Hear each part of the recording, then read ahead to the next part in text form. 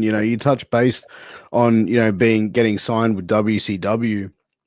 And when you were there, I actually heard that someone proposed a country like a country singer gimmick to you. Is that true? And if so, how did that come about being put forward to you? And what were your feelings about the gimmick? Well, yeah, first off, I was just happy to be there.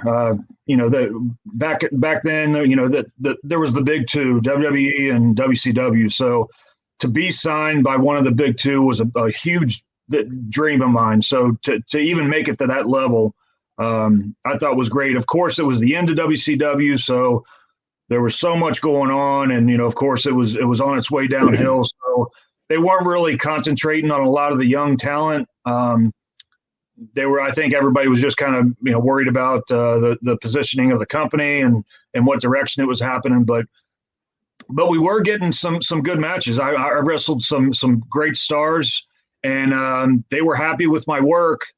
And what a lot of people don't know about, it's just kind of forgotten. But back in I guess it was 99 or 2000, I was in a country music video. And it did really well on the CMT charts, and it was a video by Clay Davidson. You don't hear much about him nowadays, but it was a wrestling based. Actually, not it was a wrestling based video, but the song you could kind of contribute to any kind of showbiz, and they made a video out of wrestling, and I was the main focus wrestler in there. Oh wow. And it was a really cool video, man. I mean, the people that do ask about it, man, it's fun to go back and watch. But it was so fresh at that time that they came up with that idea to debut me with that video. And honestly, I said this back then, and I think it still holds true today. But that's a very unique way to debut somebody. It had never been done. And so I thought it was kind of cool to maybe pursue something like that, because, somebody in a video, if, maybe show clips or packages or anything like that to debut a new character. And when they came up with it, I thought it was a great idea. They even talked about sending me in a direction with Jeff Jarrett, because he had been doing kind of like that.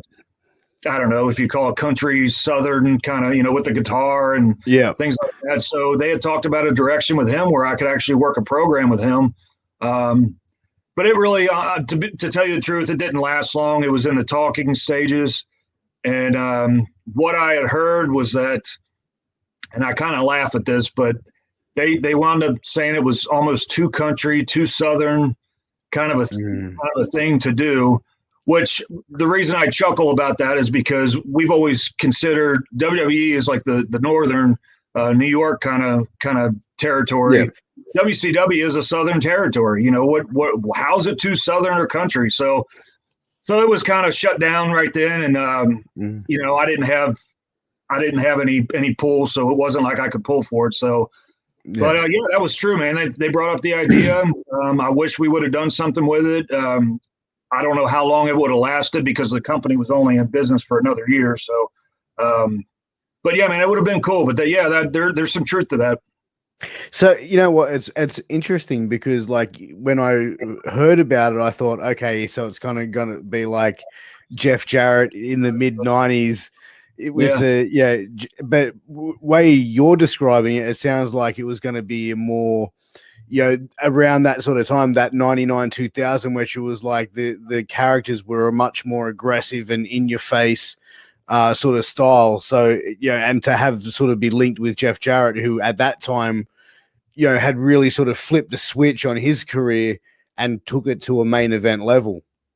Yeah, he had become, he had kind of left the mid 90s Double J and kind of became a more serious wrestler with it, but he still had the guitar, so it still would have worked. But yeah, I think it would have been more of a updated version of it. So I could have taken it to a more serious level, to where I think the fans would have more appreciated it and hopefully got into it.